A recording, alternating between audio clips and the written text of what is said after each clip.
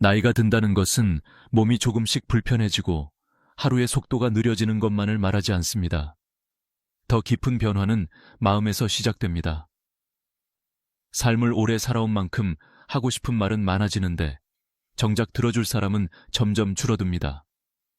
젊을 때는 시간이 없어서 말하지 못했고 중년에는 책임이 너무 많아 잠시 잊고 살았지만 노년이 되면 그동안 마음속에 쌓아둔 말들이 하나둘 떠오르기 시작합니다.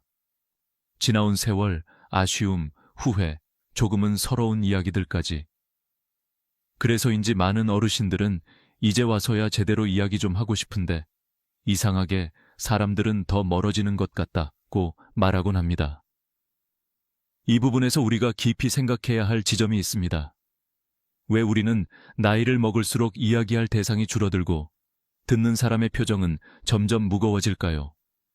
오늘 이야기의 첫 갈래는 바로 이 질문에서 시작합니다. 어느 82세 할머니의 사례는 너무나 전형적이면서도 우리에게 중요한 신호를 줍니다. 세 자녀 모두 훌륭하게 성장했고 직업도 좋고 안정적인 가정을 꾸리고 살아가는 모범적인 가정이었습니다. 겉으로 보기엔 그 어떤 외로움도 느낄 이유가 없어 보였습니다. 하지만 그분은 최근 몇 년 동안 그 어떤 때보다 더 외롭다고 말했습니다. 이유는 단순했습니다. 자녀들이 점점 전화를 빨리 끊고 명절에도 오래 머무르지 않고 자주 찾아오지 않기 때문입니다. 이 말만 들으면 요즘 젊은 사람들은 효심이 부족해라고 쉽게 단정짓기 쉽지만 문제의 본질은 조금 더 깊은 곳에 있었습니다. 몇 주간 상담을 하며 삶의 조각들을 들어보니 할머니는 자녀들과 대화할 때마다 비슷한 패턴이 반복되고 있었습니다. 남편이 젊었을 때 얼마나 자신을 힘들게 했는지, 자녀들을 키우느라 어떤 희생을 했는지, 최근 병원비가 얼마나 부담되는지, 그리고 혼자 있는 시간이 얼마나 외로운지 모두 사실이고 모두 이해되는 이야기였지만 듣는 자녀들에게는 견딜 수 없는 감정에 짐이 되고 있었던 것입니다. 여기서 첫 번째 반전이 일어납니다. 말이 문제였던 것이 아니라 말의 방향이 문제였던 것이죠. 나이가 들수록 말이 많아지는 것은 자연스러운 현상입니다. 기억이 과거로 기울고 마음이 약해질수록 사람은 본능적으로 누군가에게 기대고 싶어집니다. 하지만 그 대상이 자녀일 경우 문제는 달라집니다. 자녀에게는 이미 자신의 삶이 있고 자신의 문제들이 있습니다. 그들은 부모를 사랑하지만 동시에 부모의 외로움이나 지난 상처까지 모두 떠안기엔 버거운 세대입니다. 그래서 부모가 자꾸 감정의 짐을 얹을수록 자녀들은 죄책감을 느끼고 죄책감은 점점 부담으로 변하고 부담은 결국 거리두기로 이어지게 됩니다. 이것은 사랑이 부족해서가 아니라 힘의 균형이 무너진 자연스러운 결과입니다. 몇 달 뒤 그 할머니는 놀랍도록 달라져 있었습니다. 대화의 주제가 바뀌었기 때문입니다. 이제는 날씨가 좋았다거나 길에서 만난 고양이가 귀여웠다거나 자녀들의 건강을 걱정하는 가벼운 안부가 중심이었습니다. 과거의 상처는 일기에 쓰고 병원 이야기는 꼭 필요할 때만 나누었습니다. 그러자 또 한 번 반전이 일어났습니다. 자녀들이 먼저 전화를 걸기 시작했고 집을 찾는 빈도도 늘었습니다. 왜일까요? 자녀들은 더 이상 들어야 하는 대화가 아니라 함께하고 싶은 대화를 하고 있었기 때문입니다. 이 변화 속에는 중요한 교훈이 있습니다. 노년에는 말보다 침묵이 더 큰 지혜일 때가 있고 모든 진실이 반드시 전달되어야 할 필요는 없다는 사실입니다. 때로는 말하지 않는 것이 더 큰 사랑이 되기도 합니다. 한국 사회의 노년층은 누구보다 많은 이야기를 품고 있지만 동시에 누구보다 조심스럽게 말해야 하는 세대이기도 합니다. 50, 80대를 살아온 분들이라면 잘 아실 겁니다. 우리 세대는 참고 견디며 살아온 세대이고 자식에게 민폐 끼치기 싫어 죄송하다 말하는 세대이고 스스로 마음을 정리하는 법을 누구보다 잘 알고 있는 세대입니다. 그럼에도 불구하고 하루하루 느껴지는 외로움은 때때로 감당하기 힘들 만큼 깊고 넓습니다.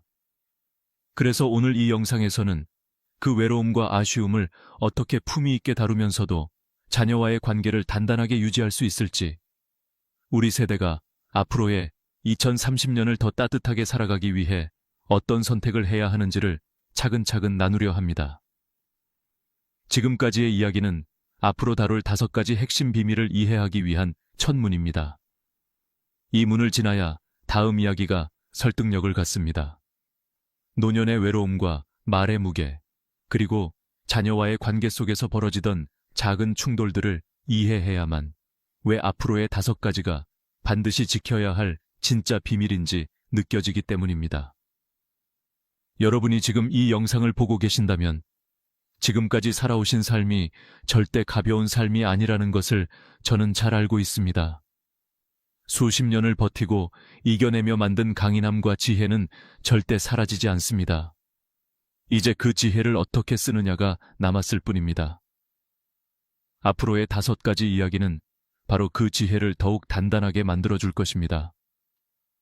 나이가 들어가며 가장 현실적으로 마주하게 되는 주제는 돈입니다. 젊을 때는 단순히 생활을 위해 필요했던 것이라면 노년이 되면 돈은 완전히 다른 의미를 갖게 됩니다. 그것은 단순한 숫자가 아니라 스스로를 지킬 수 있는 마지막 방패, 그리고 누군가의 눈치를 보지 않고 선택할 수 있는 최소한의 자유가 됩니다. 그래서 많은 전문가들은 노년의 삶을 이야기할 때 돈 문제를 가장 먼저 짚습니다. 그리고 이 부분에서 가장 큰 실수를 만드는 사람이 의외로 많습니다. 바로 자녀에게 모든 재산을 공개해버리는 것, 혹은 너무 쉽게 도와주려는 것입니다. 오늘 이 부분에서는 왜 이것이 위험한지, 그리고 어떻게 해야 현명하게 자신을 지킬 수 있는지를 한국 사회의 현실과 함께 깊이 있게 살펴보려고 합니다. 먼저 한국 노년층의 통계를 보면 전체 65세 이상 인구의 약 46%가 경제적 어려움을 겪고 있습니다. OECD 국가 중 노인 빈곤율 1위라는 불명예가 벌써 10년 넘게 지속되고 있죠. 이 말은 곧 부모 세대가 자녀에게 경제적으로 의존하게 되는 순간 관계의 무게중심이 크게 흔들릴 수 있다는 것을 의미합니다. 실제로 노부모의 10명 중 7명은 자녀에게 경제적 부담을 주기 싫다고 대답했음에도 많은 분들이 은퇴 후 첫 위기에서 자녀의 도움을 요청합니다. 또 반대로 자녀의 어려움을 돕기 위해 자신의 노후 자금을 지나치게 꺼내 쓰는 경우도 많습니다. 이러한 상황 속에서 우리가 꼭 기억해야 할 진실이 있습니다. 돈은 사랑의 증거가 아니라 마지막까지 지켜야 할 자존감의 기반이라는 사실입니다. 78세 김영수 할아버지의 사례는 너무나 현실적입니다. 평생 성실하게 일한 끝에 약 10억 원 정도의 재산을 만들었습니다. 서울의 오래된 아파트 한 채, 은행에 쌓아둔 예금. 자녀 둘은 모두 독립했고 부부는 조용하고 평온한 노년을 보내는 듯 보였습니다. 문제는 어느 날 큰아들이 찾아오면서 시작됩니다. 사업 기회가 왔다며 2억 원만 빌려달라고 했고 1년 안에 꼭 갚겠다는 약속도 했습니다. 부모 입장에서 어떻게 거절할 수 있을까요? 결국 할아버지는 큰아들에게 돈을 건넸습니다. 몇 달 뒤 이번엔 작은 딸이 아이들 학원비와 대출 때문에 힘들다며 1억 원을 부탁했습니다. 역시나 거절하지 못하고 도와줬습니다. 문제는 여기서부터 본격적으로 드러납니다. 1년이 지나도 큰아들은 돈을 돌려주지 못했고 2년이 지나자 아예 빚이라는 감각이 흐려졌습니다. 처음엔 감사해하던 태도도 점점 변했습니다. 아버지도 아직 집도 있고 예금도 있으시잖아요. 어느 순간 큰아들의 말 속에는 아버지는 여유 있다는 단정과 당연히 도와줄 수 있는 사람이라는 묘한 기대가 섞여 있었습니다. 작은 딸 역시 도움받은 순간부터 자꾸 부모에게 기대기 시작했습니다. 그리고 어느 날 김영수 할아버지는 뼈저리게 후회했습니다. 내가 가진 돈을 자식들에게 다 말한 게 잘못이었다. 도와주고 싶어서 한 선택이었지만 결국 자식들이 나를 은행처럼 생각하게 만들었다. 여기서 중요한 반전이 하나 있습니다. 많은 부모들은 자녀를 믿기 때문에 재산을 공개합니다. 하지만 더 정확하게 말하면 자녀를 믿는 것이 문제가 아니라 자녀를 시험에 들게 만드는 것이 문제입니다. 돈 앞에서는 누구라도 흔들릴 수 있습니다. 부담이 큰 아들은 이번 한 번만이라 생각하고 형편이 어려운 딸은 부모도 여유 있으니 괜찮겠지라고 스스로를 위로합니다. 부모가 자녀에게 너무 많은 정보를 주는 순간 자녀의 마음속에는 계산이 시작됩니다. 그리고 계산이 시작되는 순간 관계는 더 이상 부모-자녀 관계가 아니라 도움 주는 사람, 도움받는 사람의 관계로 변해버립니다. 노년의 돈을 지킨다는 것은 단지 재산을 보호한다는 뜻이 아닙니다. 그것은 삶의 선택권을 지킨다는 뜻입니다. 병원비를 스스로 낼 수 있는지, 살던 집에서 계속 살 수 있는지, 필요할 때 누군가에게 도움을 요청할 수 있는지 모두 돈이 결정합니다. 돈은 노년을 살아가는 데 있어 자립의 기초이며 자립은 곧 존엄입니다. 한국 노인 자살 통계를 보면 경제적 문제로 인한 선택이 전체의 30% 가까이 차지합니다. 이는 우리가 왜 경제적 독립을 마지막까지 붙잡아야 하는지 강력하게 보여주는 숫자입니다. 그렇다면 어떻게 해야 할까요? 답은 명확합니다. 첫째, 통장의 잔액을 구체적으로 말하지 마세요. 생활하는 데 문제 없을 만큼 있어 정도면 충분합니다. 숫자를 말하는 순간 그 숫자는 자녀의 머릿속에서 계산의 대상이 됩니다. 둘째, 재산 분배 계획을 미리 알려주지 마세요. 이 집은 누구에게 줄 거다. 예금은 반반 나누겠다. 이런 말을 하는 순간 자녀들 사이에 보이지 않는 긴장과 경쟁이 생깁니다. 셋째, 반드시 비상금을 확보하세요. 자녀가 모르는 작은 통장 하나는 의심이 아니라 자기 자신을 지키는 최소한의 안전장치입니다. 넷째, 큰 돈은 절대 빌려주지 마세요. 도와주고 싶다면 주는 것으로 하되 다시는 기대하지 않을 정도의 금액만 주세요. 줬으면 잊어야 하고 잊을 수 있는 만큼만 줘야 합니다. 다섯째, 건강이 허락하는 한 경제적 독립성을 유지하세요. 누군가에게 기대는 순간 관계는 진심이 아니라 임무로 변합니다. 돈은 사랑의 척도가 아니라 노년의 품위를 지키는 기둥입니다. 자녀에게 의존할 필요도 없지만 자녀에게 시험을 주는 일도 만들지 않아야 합니다. 이것이 바로 돈과 존엄 사이의 거리를 현명하게 유지하는 방법입니다. 부부로 살아온 세월은 누구도 대신 설명할 수 없는 깊이와 무게를 가지고 있습니다. 남들은 모르는 싸움이 있고, 남들이 이해하지 못하는 화해가 있고, 말하지 않아도 알 수 있는 침묵의 시간이 수십 년 쌓여 만들어낸 관계입니다. 하지만 나이가 들수록 사람들은 이 부부의 역사를 자녀에게 털어놓고 싶다는 충동을 느끼기 시작합니다. 젊을 때는 바빠서 하소연할 틈이 없었고, 중년에는 책임 때문에 감정을 억누르며 살았지만, 노년이 되면 마음속에 묻어두었던 이야기들이 하나둘 떠오르기 때문입니다.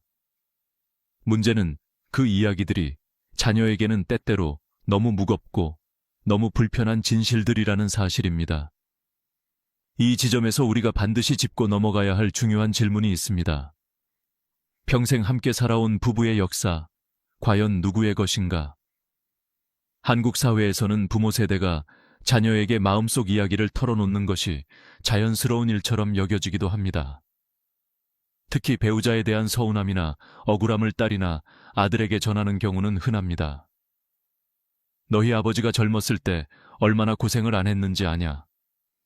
내 엄마가 얼마나 잔소리가 심했는지 모를 거다. 이런 말들이 무심하게 흘러나오곤 하죠. 처음에는 자녀가 부모의 편을 들어줄 것이라는 기대가 있습니다. 실제로 많은 자녀들은 처음엔 부모를 위로하고 공감합니다. 하지만 시간이 지나면 자녀는 점점 복잡한 감정 속에 놓이게 됩니다. 누구를 미워해야 할지, 누구의 편을 들어야 할지, 자기도 모르는 사이에 마음이 갈라지는 경험을 하게 됩니다. 75세 이정숙 할머니의 이야기 역시 같은 맥락입니다. 남편과 50년 넘게 함께 살며 수많은 어려움을 겪었습니다. 남편이 젊을 때 술을 좋아했고 한 번은 사업 실패로 가족이 힘겨운 시절을 보냈습니다. 당연히 할머니는 그 시절을 떠올릴 때마다 마음이 아팠습니다. 그런데 그 아픔을 누구에게든 말하고 싶었던 겁니다. 딸이 성인이 되고 나서 할머니는 남편에 대한 서운함을 자주 꺼냈습니다. 내 아버지 때문에 내가 얼마나 고생했는지, 내가 평생 참아서 집을 지켰다. 이런 말들을 매번 반복했습니다. 딸은 처음에는 어머니가 불쌍해 보였습니다. 정말 그런 일이 있었나 싶었고 어머니를 위로해드려야겠다고 생각했죠. 하지만 시간이 지나자 딸의 시선이 변하기 시작했습니다. 아버지를 볼 때마다 어머니가 했던 말들이 떠올랐고 아버지의 행동 하나하나가 더 예민하게 느껴졌습니다. 심지어 딸은 스스로 왜 어머니는 그때 이혼하지 않았을까? 왜 지금도 함께 사는 걸까? 라는 질문을 하면서 혼란스러워졌습니다. 결국 딸은 부모님 집을 찾는 횟수를 줄이기 시작했습니다. 명절에 가도 분위기가 묘하게 불편했고 부모님을 바라보는 마음이 더 이상 편안하지 않았기 때문이죠. 할머니는 나중에서야 뒤늦게 깨달았습니다. 남편은 불완전한 존재였지만 자신을 평생 곁에서 지켜준 사람이라는 사실을, 그리고 자식에게 남편의 단점을 말한 순간 그 단점은 평생 딸의 기억 속에서 지워지지 않는 상처가 되어버렸다는 사실을. 여기서 중요한 반전이 하나 있습니다. 부모가 자신의 상처를 드러내는 이유는 동정을 얻기 위해서가 아니라 누군가에게 이해받고 싶어서입니다. 하지만 자녀는 결코 부모 부부의 역사를 온전히 이해할 수 없습니다. 50년의 세월을 함께 살아온 두 사람만이 알고 있는 고통과 용서의 과정이 있고 미움과 사랑이 동시에 존재하는 깊은 결이 있습니다. 그 결을 자녀가 내려다보는 순간 자녀는 부모를 판단하게 되고 판단은 거리감을 만들며 거리감은 결국 관계를 상하게 만듭니다. 그 누구의 잘못이 아니라 역할 자체가 맞지 않기 때문에 생기는 자연스러운 현상입니다. 그래서 부부의 역사는 두 사람만의 역사로 남겨야 합니다. 배우자에 대한 깊은 상처는 자녀가 아닌 같은 세대의 친구나 상담사 혹은 종교 활동을 통해 풀어내는 것이 훨씬 더 건강합니다. 일기장에 적어도 좋습니다. 자녀는 부모의 심리치료사가 아닙니다. 자녀에게 말하는 순간 자녀는 치유할 힘도 없으면서 책임감만 떠안게 됩니다. 반대로 자녀에게는 부모의 좋은 모습만 기억하도록 해주는 것이 가장 큰 선물입니다. 아버지가 어머니를 위해 했던 작은 배려들, 어머니가 아버지를 묵묵히 지켜준 순간들, 두 사람이 서로 함께 나이를 먹어가는 모습, 이런 기억은 자녀에게 평생 따뜻한 배경이 됩니다. 그리고 혹여나 배우자 중 한 분이 먼저 세상을 떠났다면 더욱더 조심해야 합니다. 돌아가신 분은 다시 설명할 수도 없고 변명할 수도 없습니다. 남아있는 사람의 말 한마디가 자녀에게는 그 사람의 평생 이미지를 결정하는 마지막 조각이 됩니다. 그래서 돌아가신 배우자를 이야기할 때는 그 사람의 좋은 점만 남겨두는 것이 그 사람을 위한 마지막 배려이자 자녀 마음속의 평화를 위한 길입니다. 부부는 살아오며 수없이 싸우고 용서하고 다시 손을 잡습니다.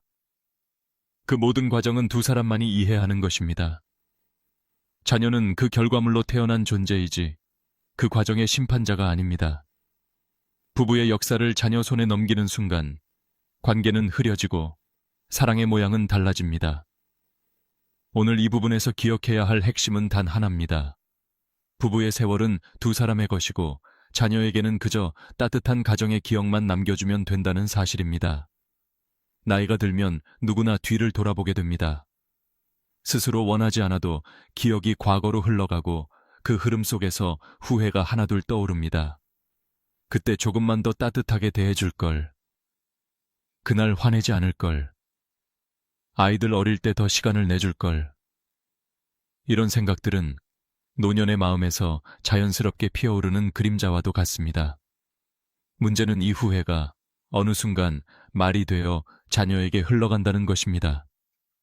부모 입장에서는 솔직함이고 용기라고 느껴질 수 있지만 자녀에게는 그 말들이 때로 자신도 모르게 커다란 짐이 되어버립니다. 오늘 이 부분에서는 왜 부모의 후회가 자녀에게 부담이 되는지, 그리고 그 후회를 어떻게 품위 있게 다루어야 하는지를 깊이 있게 이야기하려고 합니다. 69세 최명호 아버지의 사례는 이러한 감정의 복잡함을 여실히 보여줍니다. 젊은 시절 그는 사업을 키우기 위해 일주일에 6번, 때로는 7번까지 일했습니다. 성공에 대한 열망은 컸고 가족을 지키는 가장으로서 자부심도 있었습니다.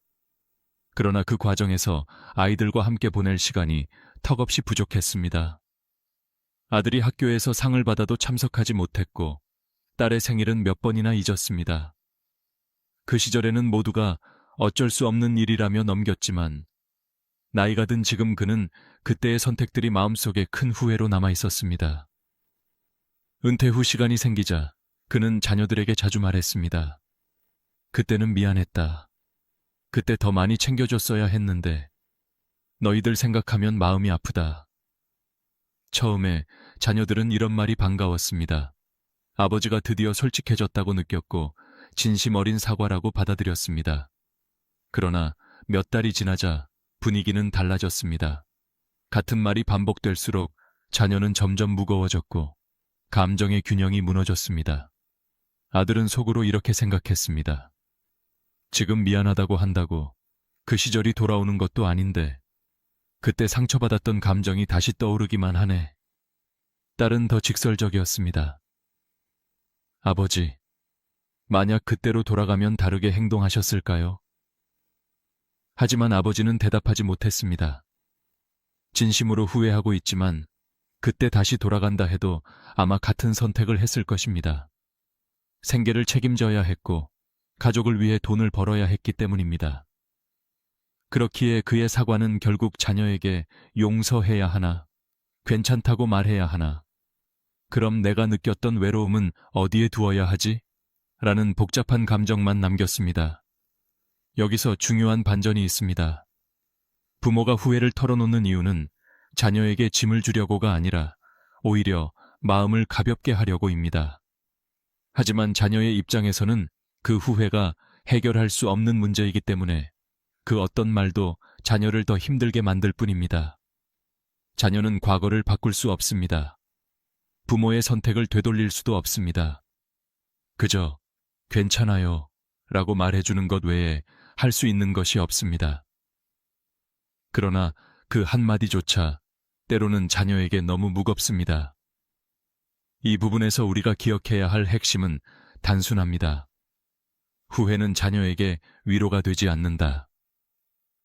자녀가 진짜 듣고 싶은 말은 미안하다가 아니라 고맙다, 내 덕분이다, 너희가 자라줘서 다행이다 같은 말들입니다. 다시 말해 후회가 아닌 감사와 인정입니다. 그렇다면 어떻게 해야 할까요? 첫째, 구체적인 후회는 혼자 정리해야 합니다. 일기에 쓰거나 친구들과 나누거나 상담사의 도움을 받아 마음을 비우는 것이 좋습니다. 자녀는 부모의 고해성사를 감당할 준비가 되어 있지 않습니다. 둘째, 후회를 표현하고 싶다면 방향을 바꾸어야 합니다. 그때 더 많이 사랑해줄 걸 이라는 말 대신 그런 환경에서도 이렇게 잘 자라줘서 고맙다. 그때 너무 화냈어. 미안하다. 라는 말 대신 그때도 네가 내 편이 되어줘서 정말 든든했다. 이렇게 감사를 중심으로 말할 때 자녀는 부담이 아닌 따뜻함을 느끼게 됩니다. 셋째, 자녀의 성취를 인정하세요. 부모의 부족함을 말하는 대신 자녀가 해온 노력과 성장을 칭찬하는 것이 훨씬 큰 위로가 됩니다. 넷째, 지나간 과거보다 앞으로의 시간을 함께 만들겠다는 메시지를 전달하세요. 앞으로는 더 자주 보자. 손주들과 좋은 추억 만들고 싶다. 시간이 허락하면 같이 여행 가자. 이런 말들은 자녀에게 부담을 주지 않으면서도 관계를 따뜻하게 만듭니다. 후회는 누구에게나 있습니다. 그러나 후회를 이야기하는 방식에 따라 관계는 가까워질 수도 있고 멀어질 수도 있습니다. 부모의 후회가 자녀에게 짐이 되지 않도록 그 후회를 감사로 바꾸는 지혜가 필요합니다. 노년의 품위는 과거의 상처를 어떻게 다루느냐에서 시작됩니다. 그리고 그 과정에서 가장 중요한 것은 자녀에게 상처를 다시 건네지 않는 것입니다. 나이가 들수록 우리 몸은 예전 같지 않습니다. 작은 통증이 오래가고 감기 한 번이 예전보다 더 힘겹고 병원에서 듣는 의사의 말 하나에 며칠 동안 마음이 흔들리는 일이 잦아집니다. 그런데 노년의 가장 큰 어려움은 아픔 그 자체가 아니라 그 아픔을 누구에게 어떻게 말해야 할지 모른다는 데 있습니다. 특히 자녀에게 병과 죽음에 대한 두려움을 솔직하게 털어놓고 싶어지지만 그 말이 자녀에게 어떤 무게로 다가갈지는 쉽게 생각하지 못합니다. 우리 세대는 평생 자식 걱정하며 살아왔고 지금도 자식에게 짐이 되고 싶지 않다는 마음을 가장 깊은 곳에 간직하고 있습니다. 하지만 몸이 아플 때, 죽음이 가까워진다는 감각이 스며올 때, 사람은 본능적으로 그 두려움을 공유하고 싶어집니다. 문제는 이 두려움이 자녀에게는 상상 이상으로 무겁고 때로는 감당할 수 없는 부담이 된다는 것입니다. 병원에서 조금 더 지켜봐야 합니다. 상태가 악화될 수 있습니다. 같은 말을 들으면 본인은 이미 마음의 준비를 시작하지만 자녀는 그 순간부터 하루아침에 삶의 균형이 무너집니다. 70대 후반 어머니를 둔 한 40대 자녀의 상담 기록에서는 이런 내용이 자주 등장합니다. 엄마가 밤마다 죽음이 무섭다고 말하는데 저는 어떻게 대답해야 할지 모르겠어요. 저도 무서운데 제가 엄마보다 먼저 무너지는 느낌이에요. 바로 이것이 핵심입니다. 자녀는 부모의 몸이 아픈 것보다 부모의 마음이 무너지는 순간을 더 무서워합니다. 부모의 고통은 의사가 도와줄 수 있지만 부모의 두려움은 자녀가 감당할 수 없습니다. 그래서 이 부분에서 우리가 이해해야 할 중요한 원칙이 있습니다. 병은 공유해도 되지만 두려움까지 전부 공유해서는 안 된다.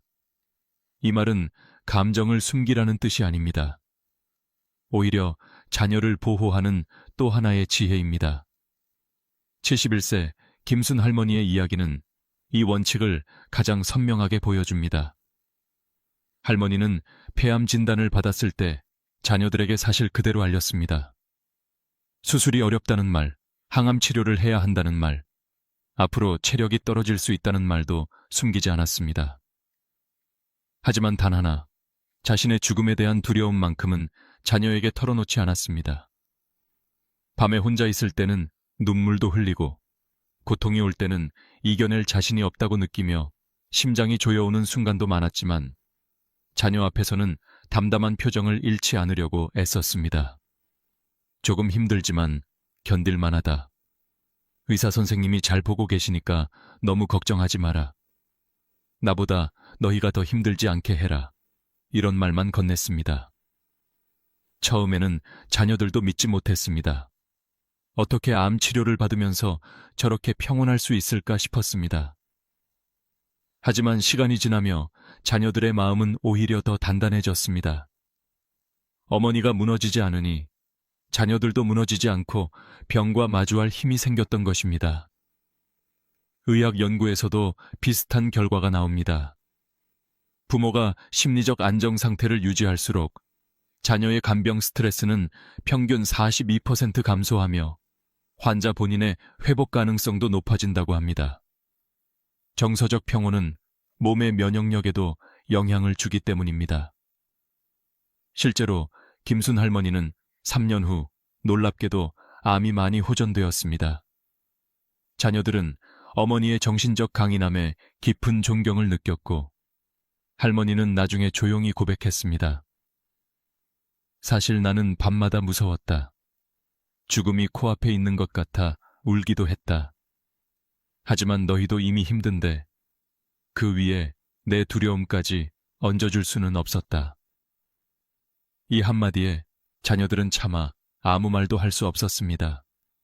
이것이 바로 담담함의 진짜 의미입니다. 병든 몸을 숨기라는 것이 아니라 병든 마음을 그대로 전달하지 않는 지혜입니다. 그렇다면 우리는 병과 죽음을 어떻게 다루어야 할까요?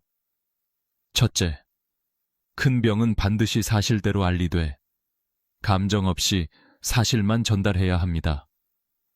위험할 수 있다는데 어떡하냐 라는 패닉이 아닌 이런 진단이 나왔고 치료는 이렇게 진행될 것 같다는 정리된 정보입니다. 부모가 정보의 충격을 먼저 정리해주는 순간 자녀는 훨씬 차분하게 상황을 받아들입니다. 둘째, 일상적인 통증이나 작은 불편함을 매번 자녀에게 보고하듯 말하지 마세요. 자녀는 그 말을 들을 때마다 마음이 불안해집니다. 실제 통계로 보면 부모의 건강 관련 걱정은 자녀 우울증 요인의 1위로 나타납니다. 셋째, 죽음에 대한 두려움은 자녀보다 동년배 친구나 상담사와 나누는 것이 훨씬 건강합니다. 자녀는 부모와 함께 죽음을 이야기할 준비가 되어 있지 않지만 같은 연령대의 친구들은 이미 비슷한 감정을 공유하고 있습니다. 넷째, 자신의 끝에 대한 선택은 미리 정리해 두어야 합니다. 연명 치료를 원하는지, 장례는 어떻게 치르길 바라는지, 의식이 없을 때 자녀가 해야 할 결정이 무엇인지, 이 모두를 명확하게 남겨두는 것은 자녀에게 주는 마지막 배려입니다. 병과 죽음은 누구에게나 찾아오는 자연스러운 과정입니다. 하지만 그 과정을 어떤 자세로 마주하느냐에 따라 노년의 품위와 자녀의 마음은 크게 달라집니다. 죽음을 두려워하는 것이 아니라 두려움을 어떻게 다루느냐가 부모의 마지막 모습이 됩니다. 노년의 마지막은 약이 아니라 마음이 지키는 것이며 가장 힘든 순간에도 담담함을 유지하는 용기는 자녀에게 남기는 가장 깊은 유산입니다. 외로움과 품격 있는 마무리 나이가 들수록 가장 깊고 길게 남는 감정은 외로움입니다. 배우자가 먼저 떠나면 그 빈자리는 상상 이상의 깊이로 마음 한가운데를 파고들고 친구들은 하나둘 세상을 떠나거나 몸이 불편해지면서 만나기 어려워지고 자녀들은 각자의 삶을 꾸리느라 바빠져 우리의 일상에서 점점 멀어져 갑니다. 그래서 노년의 외로움은 단순히 사람이 없다는 뜻이 아니라 세상과의 연결이 조금씩 흐려지는 감각에 더 가깝습니다. 현실적인 문제는 이 외로움이 자녀에게 그대로 흘러가기 시작할 때 생깁니다. 부모 입장에서는 단지 목소리가 듣고 싶어서 누군가와 이야기를 하고 싶어서 전화를 걸지만 자녀들은 그 전화 속에 숨어 있는 감정을 온전히 받아낼 수 없을 때가 많습니다. 외로움은 누구에게나 존재하는 자연스러운 감정이지만 그것이 자녀에게 전가되는 순간 부담이 되어버리고 부담은 결국 거리감을 만듭니다. 80세 박철수 할아버지의 이야기처럼 반려자를 떠나보낸 뒤 하루가 너무 길게 느껴지고 집안의 공기가 낯설 만큼 텅 비어 보일 때 우리는 누군가에게 기대고 싶어집니다. 박 할아버지는 하루에 3번, 많을 때는 5번까지 자녀들에게 전화를 걸었습니다. 아침엔 잘 잤냐? 점심엔 밥 먹었냐? 저녁엔 오늘은 언제쯤 오냐? 별다른 이유가 있어서가 아니라 단지 혼자가 되었다는 감각을 견디기 어려웠기 때문입니다. 자녀들도 처음엔 받아줬습니다. 엄마를 잃은 아버지가 얼마나 힘들지 너무 잘 알고 있었고 안심시켜드리고 싶은 마음도 컸습니다. 하지만 시간이 흐르면서 자녀들은 회의 중에도 아이를 돌보는 중에도 퇴근 후 지친 몸으로 잠시 쉬고 싶은 순간에도 계속 울리는 전화에 점점 지쳐갔습니다. 할아버지는 너희는 왜 이렇게 바쁘냐, 왜 이렇게 무심하냐 라고 서운함을 표현했고 자녀들은 죄책감과 부담을 동시에 느끼며 전화를 피하기 시작했습니다. 이때부터 관계는 악순환에 빠졌습니다. 전화를 피하는 자녀, 더 외로워지고 더 많이 전화하게 되는 아버지. 외로움을 채우고 싶어 한 행동이 오히려 자녀를 멀어지게 만든 것입니다.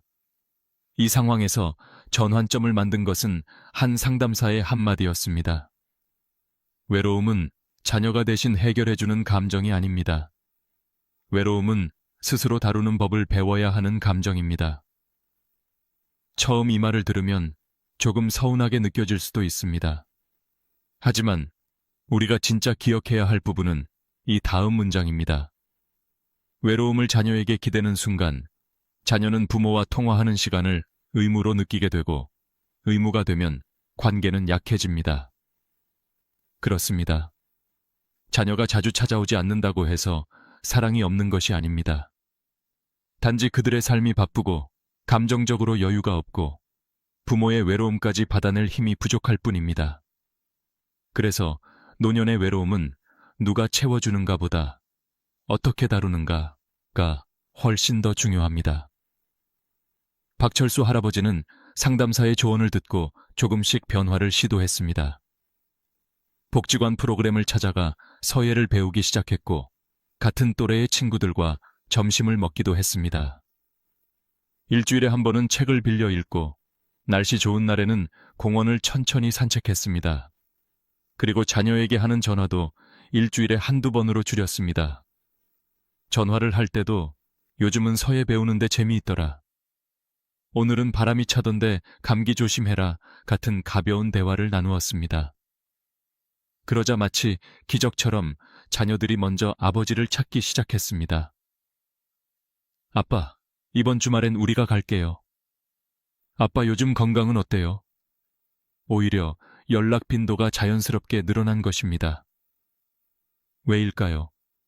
이제 아버지와의 통화는 의무가 아니라 편안한 시간이 되었기 때문입니다. 아버지가 혼자서도 잘 삶을 꾸리고 있고 감정의 무게를 전가하지 않으니 자녀들도 마음 편히 다가올 수 있었던 것입니다.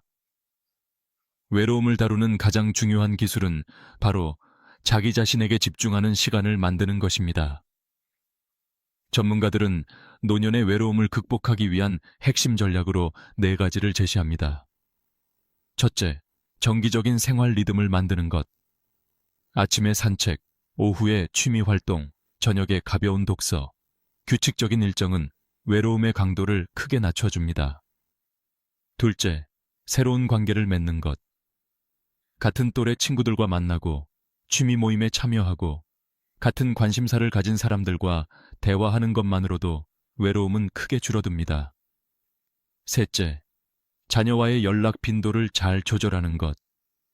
자주 연락하면 부담이 되고 적절히 연락하면 그리움이 됩니다. 넷째, 혼자 있는 시간 자체를 즐기는 능력을 기르는 것. 햇살이 드는 자리에 앉아 차 한 잔을 마시는 것, 좋아하는 책을 읽는 것, 음악을 듣는 것. 이런 시간들이 쌓이면 외로움은 고통이 아니라 지혜로 변합니다. 오늘 이야기의 마지막에서 우리는 모든 내용을 한 줄로 정리할 수 있습니다. 품격 있는 노년은 무엇을 얻는지가 아니라 무엇을 내려놓는지에서 시작된다. 돈에 대한 계산을 내려놓고, 배우자에 대한 서운함을 내려놓고, 부모로서의 후회를 내려놓고, 죽음에 대한 두려움을 내려놓고, 외로움을 자녀에게 기대려는 마음을 내려놓는 것. 그 내려놓음 속에서 우리는 진짜 자유를 찾게 되고 자녀들에게도 따뜻한 관계를 남길 수 있게 됩니다. 자녀는 부모가 완벽하길 바라지 않습니다. 단지 부모가 편안하고 품위 있게 나이 들어가는 모습을 보고 싶어 할 뿐입니다. 그것이야말로 다음 세대에게 남기는 가장 깊은 유산입니다. 오늘 영상이 여러분의 남은 인생에 작은 등불이 되었다면 좋겠습니다. 앞으로도 삶을 더 따뜻하게 만드는 이야기, 지혜로운 노년을 준비하는 이야기, 그리고 마음을 단단하게 해주는 이야기들을 계속 전해드리겠습니다. 구독과 좋아요를 눌러주시면 다음 이야기에서도 함께 걸어갈 수 있습니다. 감사합니다.